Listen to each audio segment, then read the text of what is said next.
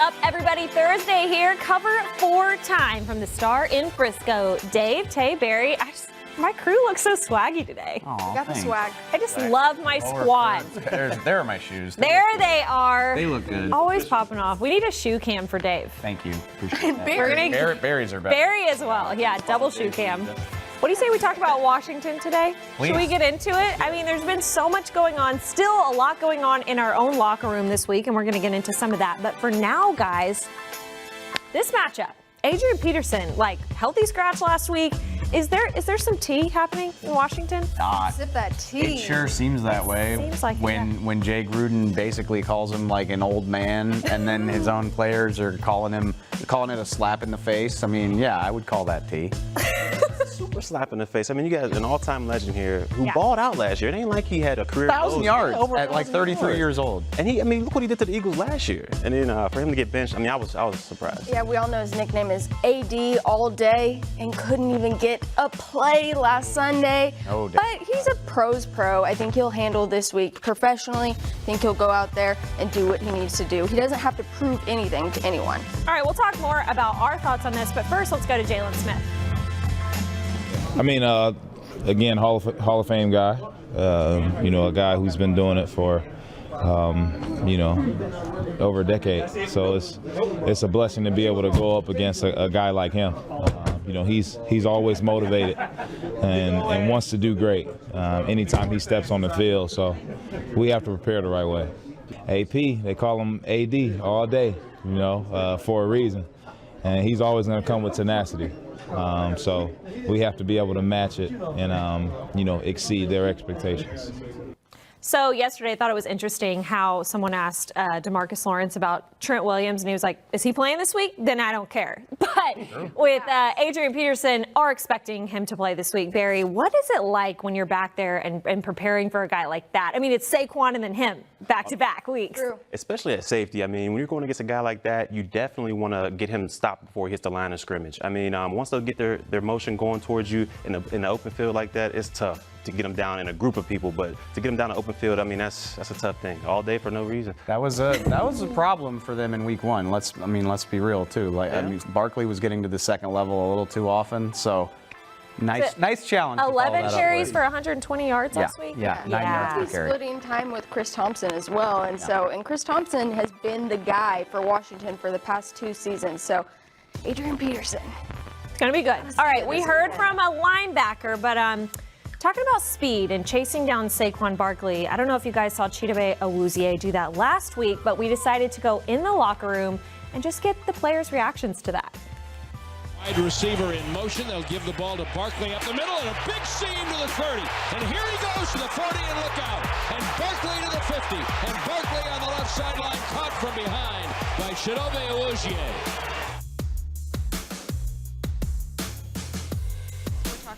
Cheeto, okay. That's a great question. I can't wait for this question. I ain't gonna gas it up. It was fast. Did you know he had the speed? Yeah, he lets us know about it every day. Yeah, every day. He showed us the play.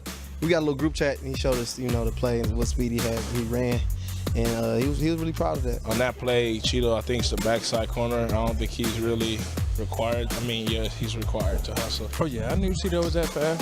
I played against Cheeto for a while now, so I knew he had that. Yeah, he played at Colorado. Yeah, I mean, I knew Cheeto was fast, but that's pretty crazy. He was running really fast right there, and I knew, his acceleration is crazy. After he gets going. And if you pay attention on the play, I was jogging behind, really hoping Cheeto catch him. And so it's a very great job by Cheeto. Yeah, he was moving right there. Thank God for our defense, because I don't think anybody else was catching him. But yeah, he's never gonna let that down either. And I'm not gonna lie. That was the second play of the game. How his first legs? So legs fresh. Legs real fresh. You can't give him too much credit. No, he got a drug test the next day? Man, he love attention, man. I love it. I mean, hey, that's how he keeps his competitive edge, keeping us on our edge and making sure that we push him. So we definitely give him flack for doing stuff like that, though, man. He posted that. That's why I got PED tested. It seems those random drug tests aren't so random. I mean, if you make any strong tackle, anything you do that is not normal, they're going to test you. So I ain't surprised about that. I come in, And I don't think I've gotten drug tested this year yet, you know, even in the preseason. And I just have like that letter on my locker. I'm like, okay. And it actually made me late for the team meeting. That's why I was kind of mad about it. And Coach Garrett knew and everything, but still, like, I kind of missed, you know, the beginning of what he was saying because of that drug test. And then when the time came out, I was like, oh, they thought I couldn't, you know what I'm saying, really get up there. That must have been it. They tweeted at 2:12. He sent it to the group message at 2:55. He sent a tweet and said, "Might be my proudest athletic achievement. Y'all can't tell me nothing." That's Cheeto, right? It is. It is. I just love that they have a group text. Stars, they're just like DBs, us. all of them. So corners, safeties. Cheeto put that in the text. Barry, any drug test stories for us today? I don't have any for myself, but You never ran somebody down like that. No, I've never run anybody. I was never known for my speed. I was always a power guy, but I'll tell you one thing though, he's not mad that he missed that team meeting. I mean, I'm a former player. I'm gonna let you know. The honesty from the former players. You miss about 5 minutes of a team meeting, get there for the last 3. I mean, it's a win in my category. Can we get Barry's thought on this? We got everyone else, but can we see the play again? Cheeto, apparently they said he had an angle, so that's why he ran him down. What are your thoughts on this? It was definitely a great angle. I mean, but he's rolling. I mean, Heath was one of the fastest guys when I was here, and I mean, he made Heath look like he was running in sand. So, I mean, he do got some speed on him. That's like this whole week, Barry's like, he beat Heath. Like, Heath is so fast. Yeah, Jeff, and another thing on Sounds of the Sideline, we have Jeff. Jeff was on the bench going, I wasn't going to catch him. Like, there's no way. This guy's so fast. I liked that you guys yesterday were making up some puns. Cheeto, Speedo, Cheetah, the cheetah. I like the cheetah. Wasn't Tyreek Hill that? Yeah, but it fits Cheeto. It does. It does. We're taking Cheeto. Coming up next, we're going behind enemy lines. We got some matchups for you guys to check out. Adrian Peterson, is he involved in that? As well as talking about Ezekiel Elliott's playing time. All that and more next.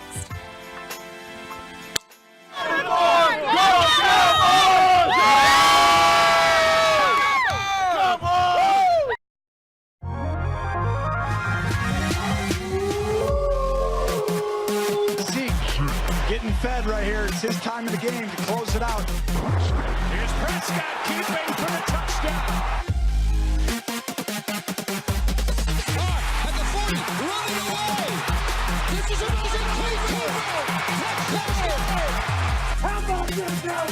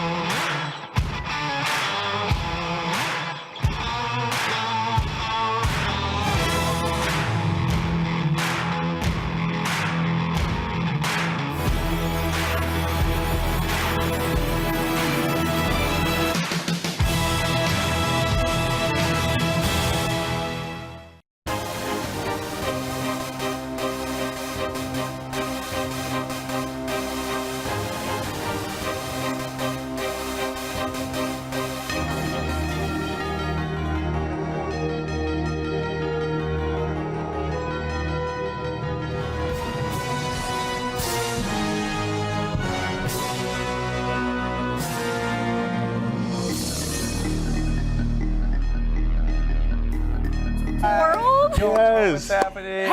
Yes. Ready for that. I love it. Okay. I love it. That is Little where rocket this shout is how out. we do it on Cover I 4. love it. I love it. Just brush it off. Just dust it off for me.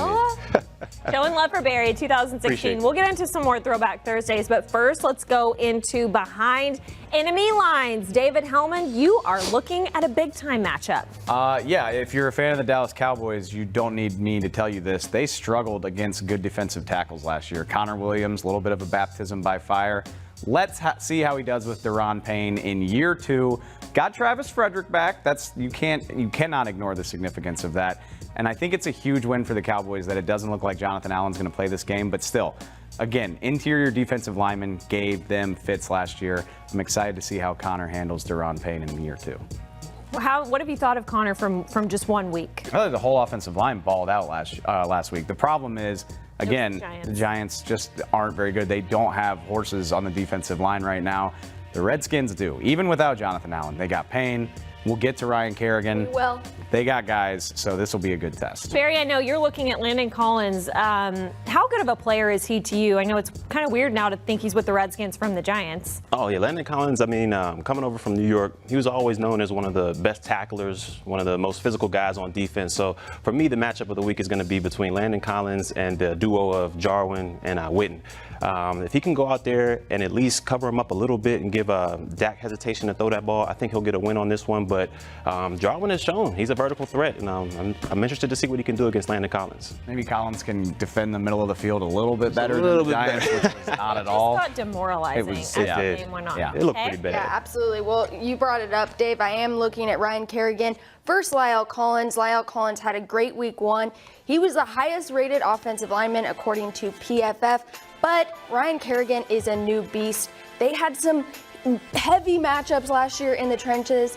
I think that Ryan Kerrigan is a hard one for LC, but LC showed what he could do in week 1. Just get your hands on Ryan Kerrigan. Don't let him get to Dak Prescott.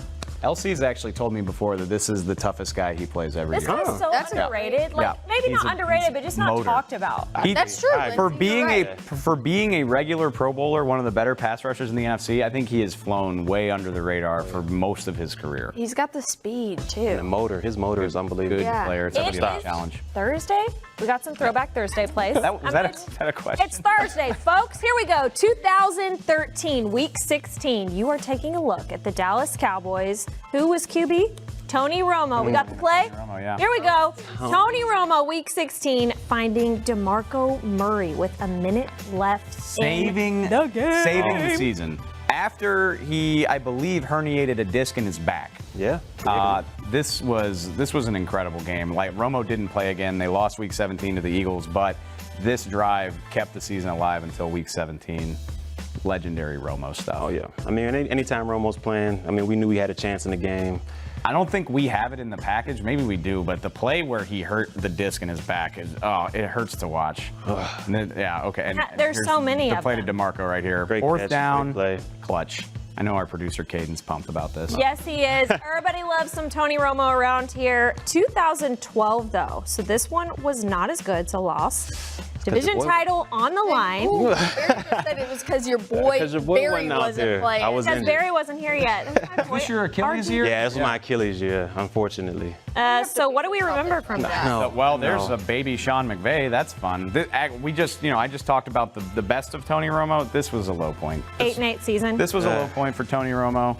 Tried to make a big play here at the end, and that pick right there basically sealed the season. 8-8 for a second out of 3 years in a Rob row. Ryan appearance. This was only 2012, guys. This wasn't that long ago, but like, look at all these ancient faces of Kevin players. Ogletree. This so is crazy. weird. Okay, 2011, Week 11.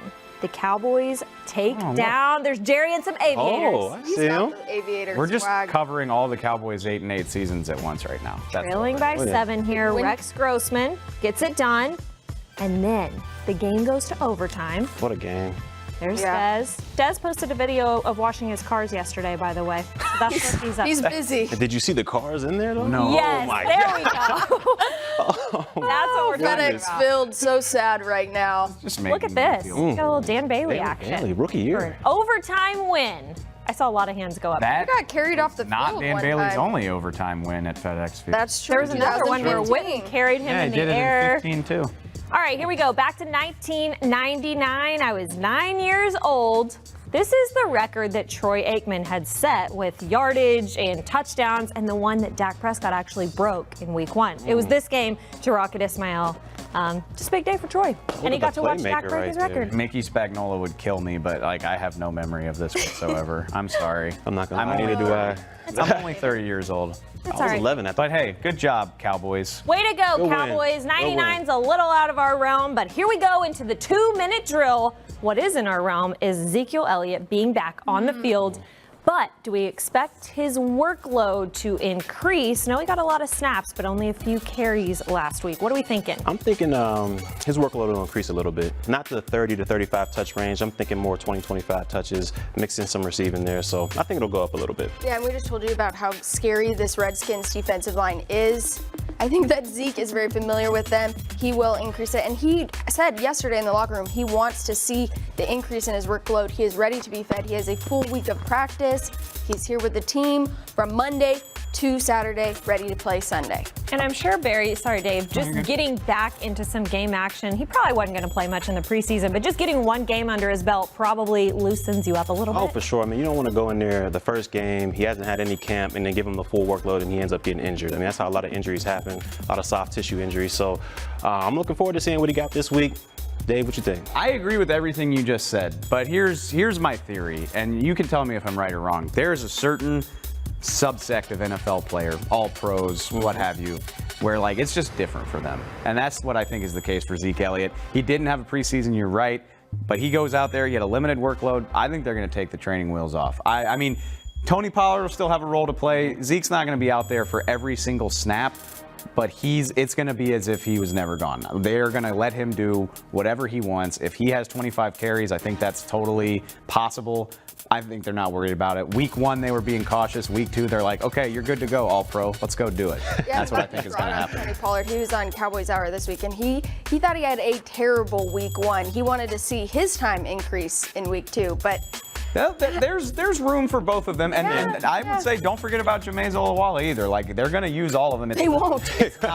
You're right. Kelly's in charge, so it's a new era. But Zeke isn't going to do everything, but they're not going to be pitch counting him like they were in week 1. That's my guess. We'll Cowboys see if I'm fans right. are loving this. I mean, you got 3 viable guys back there. I think it's a lot of fun. Okay, don't forget also about the watch party happening out here on Sunday morning. Come out. It's going to be so much fun. Everything that you could ever want out there on the plaza at 10 a.m. So come join us. Guys, that's a wrap for today, but we'll be back tomorrow morning to wrap up week 2. Week 2 flew by. It did. Week 2 is flying by. We still got a whole Thursday to go. Okay, we still got a whole Thursday today, and we'll bring it all to you tomorrow morning on Cover 4. See you later.